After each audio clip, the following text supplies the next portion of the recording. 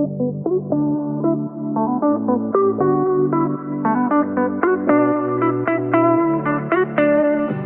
listening to the Reality of It All podcast, candid conversations about today's hot topics.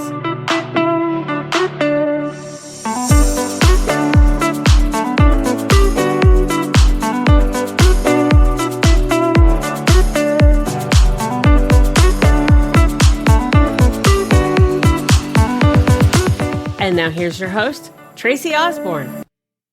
Hey, everybody. Welcome back to the show. All right. We are going to be talking today about time management and production strategies, which, ladies, we have got so much going on. Oh, my gosh. Between work and kids and, running kids everywhere and the partner, husband, spouse, whatever, the animals, you name it. We're crazy people. We're running around like chickens with our heads cut off.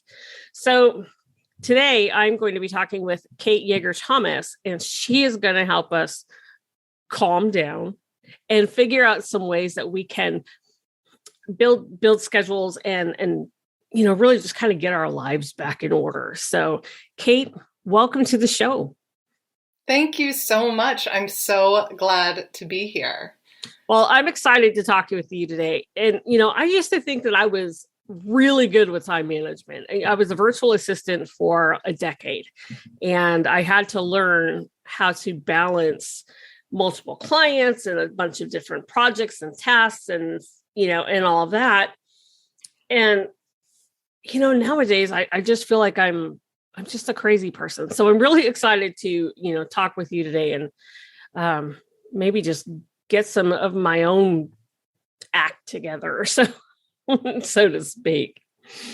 Yeah, you're not alone. First of all, I think that even I think you mentioned the pets and the animals and the kids and the partners, and there's another P that goes along with it. The pandemic has disrupted so many of our schedules. So what has always been something that we've struggled with, it's become even more exacerbated in the past couple of years. And, it's January. We are trying to go into a new year, and I have young kids, and our schedule got completely disrupted over the holidays and going into school because of the surge. And so, if you didn't feel like your schedule was all over the place before, you absolutely are going to feel uncertain and unanchored in your schedule now. It's just, you're not alone on that one.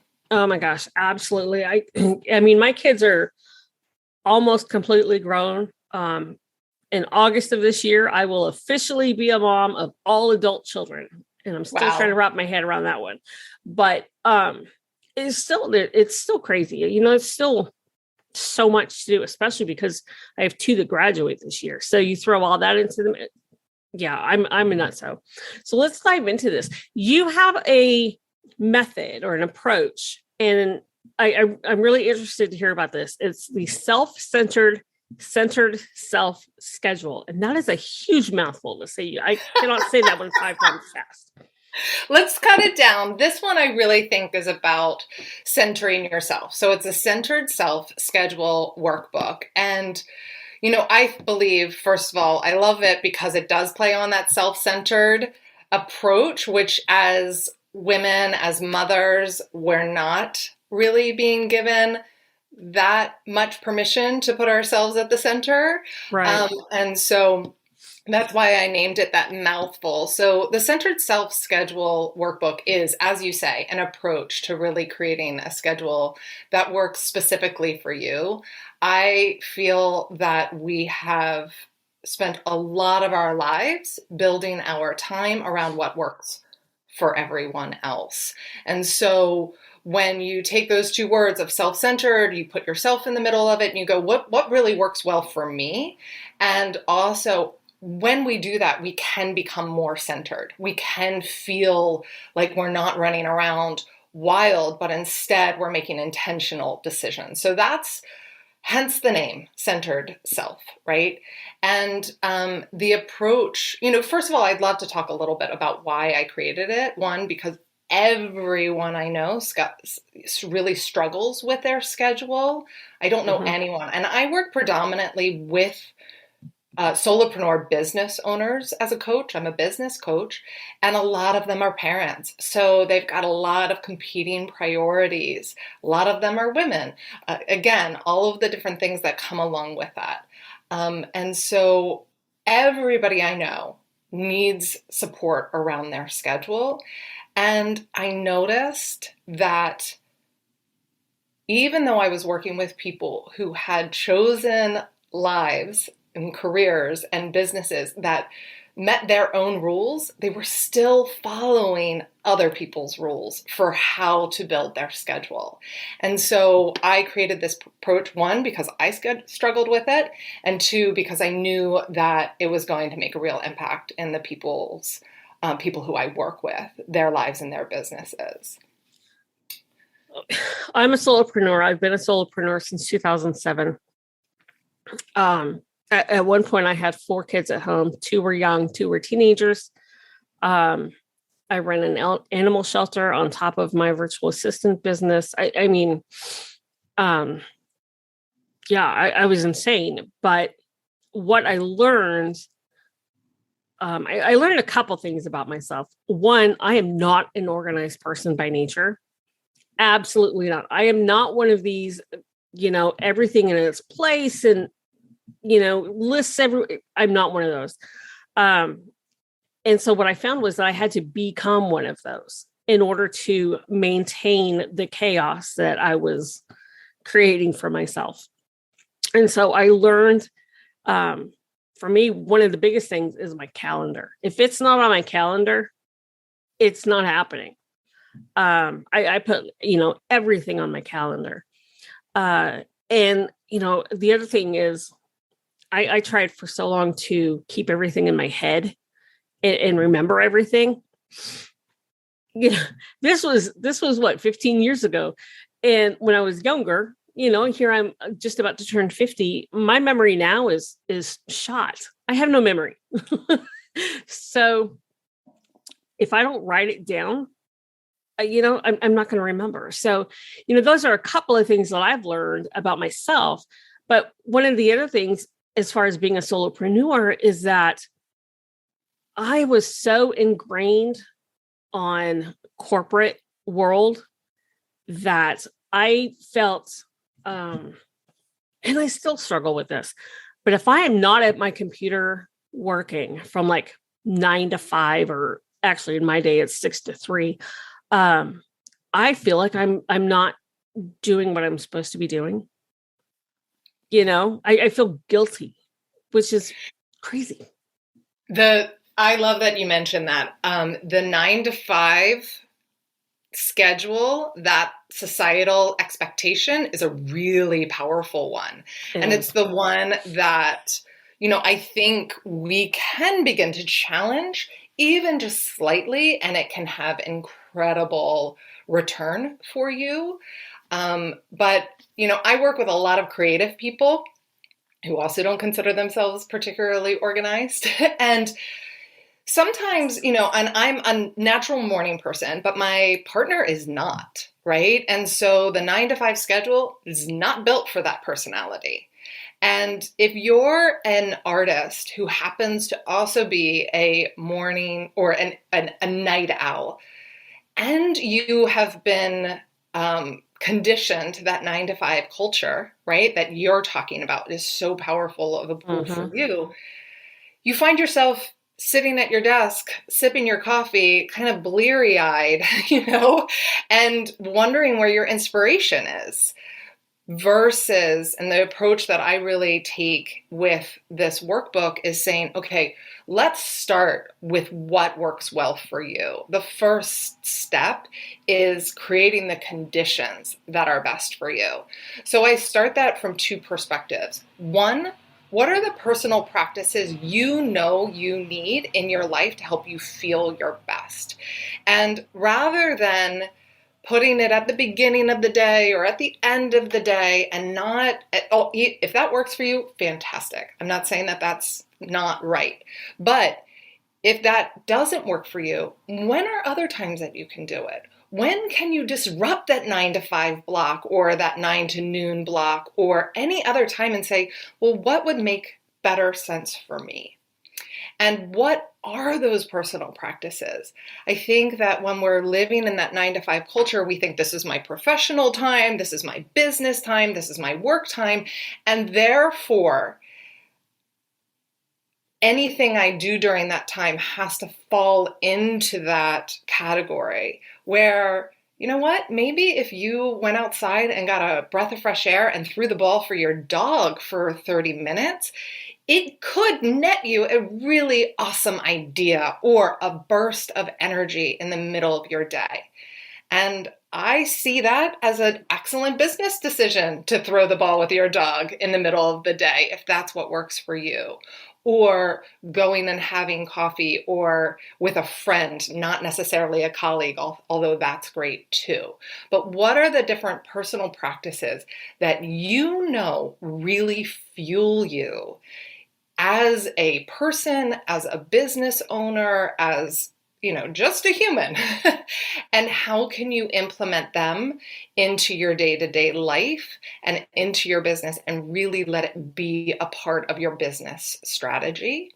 And you know, I work with business owners, but I think that this is applicable to you no matter what. We as parents have to find the fuel so that we can come to our responsibilities, you know, in a way that we feel good about and feels like it's aligned with our values. So, you know, maybe I stop my day 30 minutes, 45 minutes early and have a cup of tea before I pick my kids up from school because I really need that time.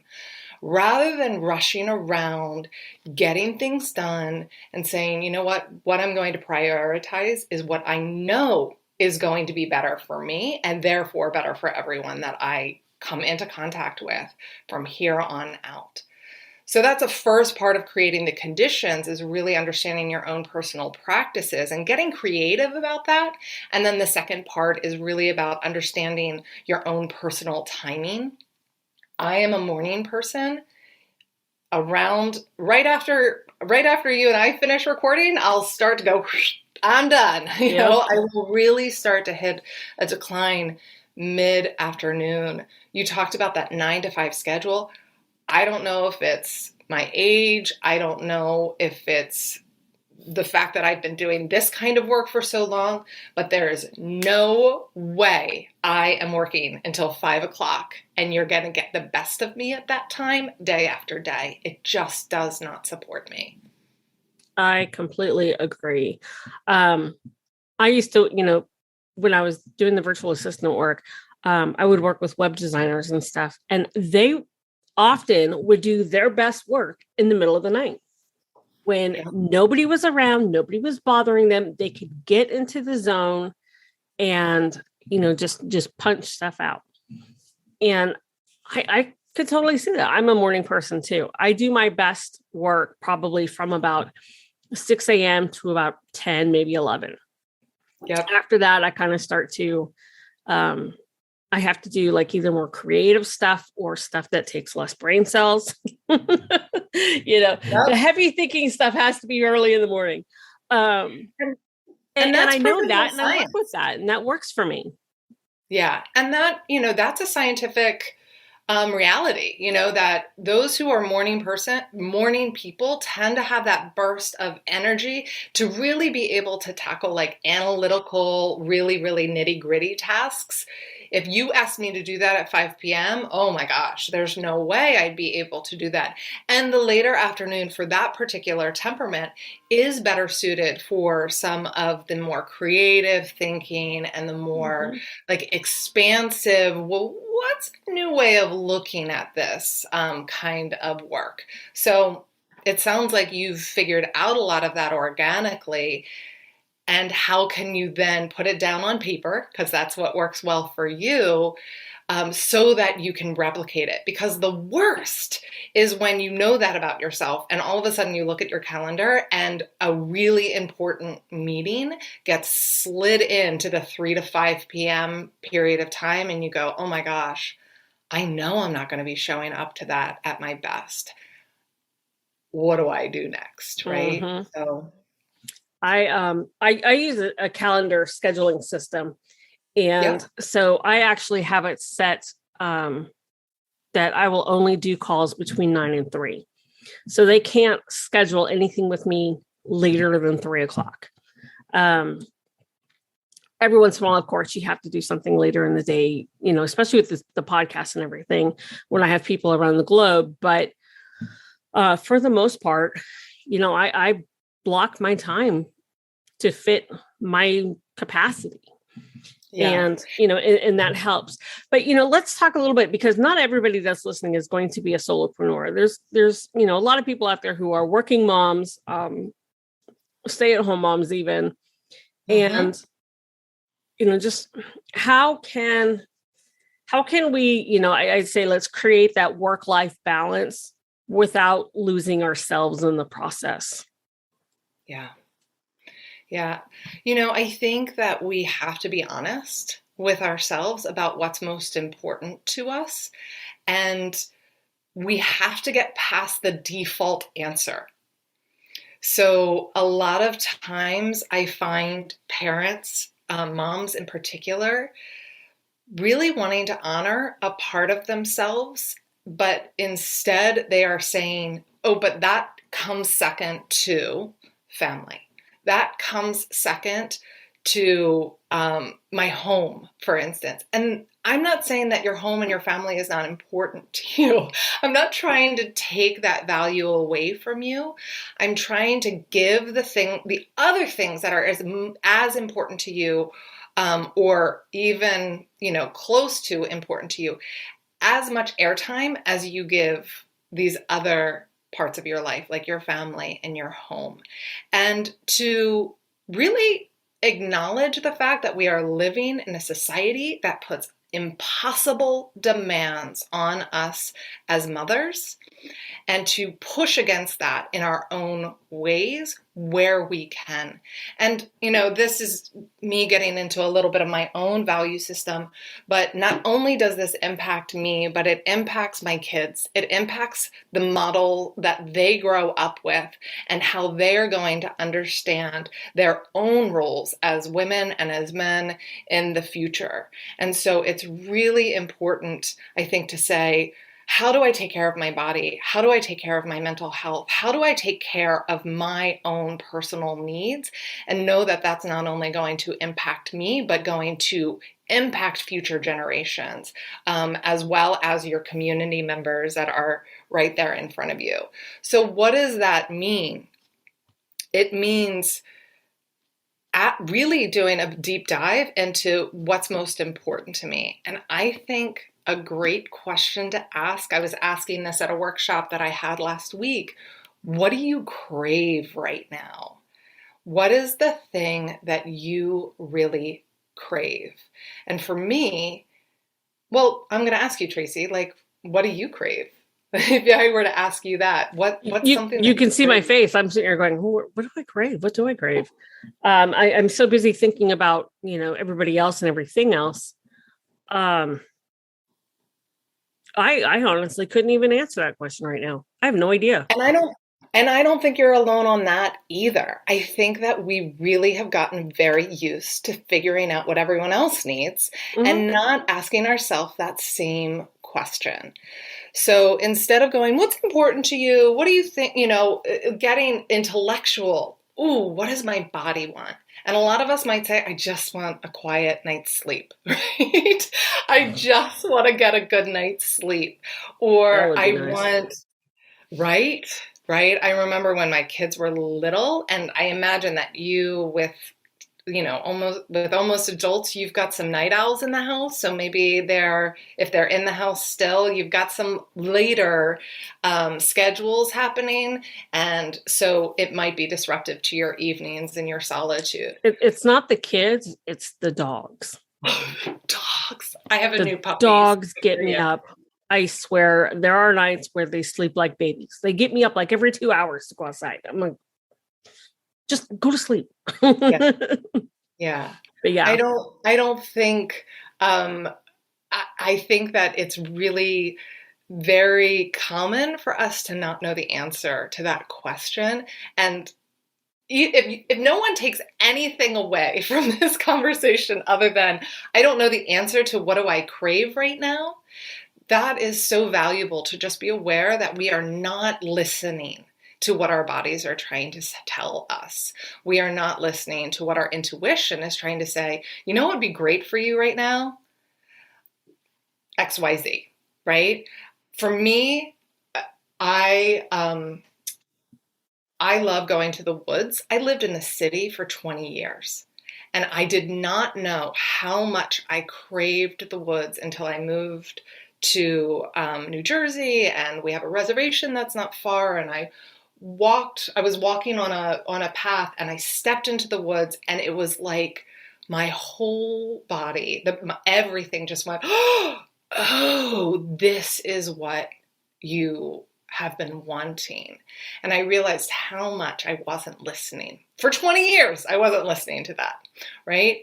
And so what do you crave? Even asking yourself that on a daily basis is going to help you. And then what is some small adjustment I can make in order to satisfy that craving? If there's quiet, maybe it's noise canceling headphones for, a little bit time in the morning, or maybe it's turning to your partner and saying, I need you to get these kids out of the house for, 30 minutes, 45 minutes, however long it is. Maybe it's finding other form of solitude or other forms of support. Maybe you don't have a partner. Maybe you don't have somebody in your house. So what is it that you can do in order to get creative so that you can support yourself in that new way? And oftentimes it's about adjusting our current responsibilities to say, oh, you know what? Instead of prioritizing the laundry, instead of prioritizing these other responsibilities in the quiet time that I do have, if your kid's in preschool, or if you're, you know that you can count on their nap or their time at this particular appointment, don't do an errand. Don't do something that society is expecting you to do. Do something that really, really makes sense for you. And this can be put into the label of self-care, sure. Absolutely. But it's also, it's just a matter of getting really creative. I'm not a bubble bath person. That's not where my self-care comes in. My self-care came in when I turned to my partner and I said, you know what? I work really well, like you, Tracy, from 6 a.m. to 10 a.m. And every time I have to deal with the logistics of the kids first thing in the morning, it really kicks my butt. And I feel frazzled afterwards, even if it's a good morning. Can you handle that? And I'll handle the evening, or I'll handle the afternoon, right? And that small adjustment, it impacted his life maybe by 15, 20 minutes every day, right? That small adjustment gave me so much in my own level of productivity, my own experience of just feeling centered and good each day. And then I can make room elsewhere. I think when we get I think when we get creative, we realize that small adjustments make huge waves and impact. But instead, we're a little in the thrall of just got to keep doing the same thing I've always done, rather than saying, what's one way I can make a small tweak and see if it has a big impact? And what do they say about the definition of insanity? It's doing the same thing over and over again and expecting different results. So yeah, absolutely. Those small tweaks, and I get it. It was on me to do all the kids stuff because my husband was a long haul trucker. Mm-hmm. So, I would get up at 5 or 6. I'd work for an hour or two. Then I'd have to stop, get the kids up, get the kids off to school, come home.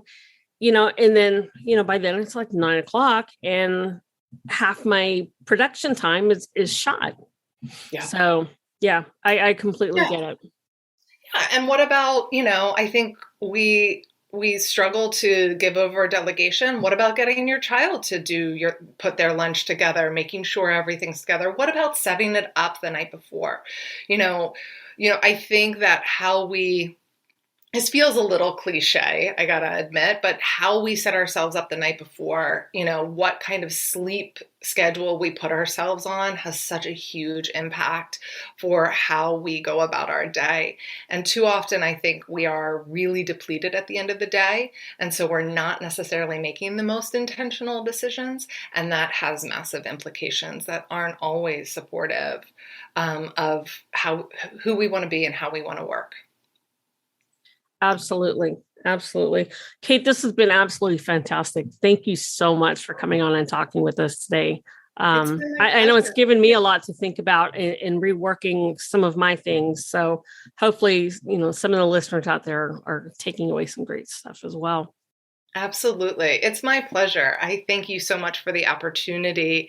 And I really do hope that, you ask yourself, what do you crave regularly? And then how can you give yourself a little bit of that? I think that could have massive implications for your life and for our world. It's a good thing to Absolutely. be changing. Yeah. Absolutely. Listeners, definitely go check out Kate's workbook over at kjtcoaching.com. And you know that I will have all of that information in the show notes. If you go to therealityofitall.com and pull up Kate's episode, all her contact information will be there for you. So definitely, if you are struggling with managing your time and in your space and all of that, reach out to Kate and let her help you. So again, Kate, thank you so much for joining us. Listeners, thank you as always for tuning in. We'll talk to you in the next show. That's it for today's show. Thanks for listening. Be sure you subscribe to us on your favorite podcast platform.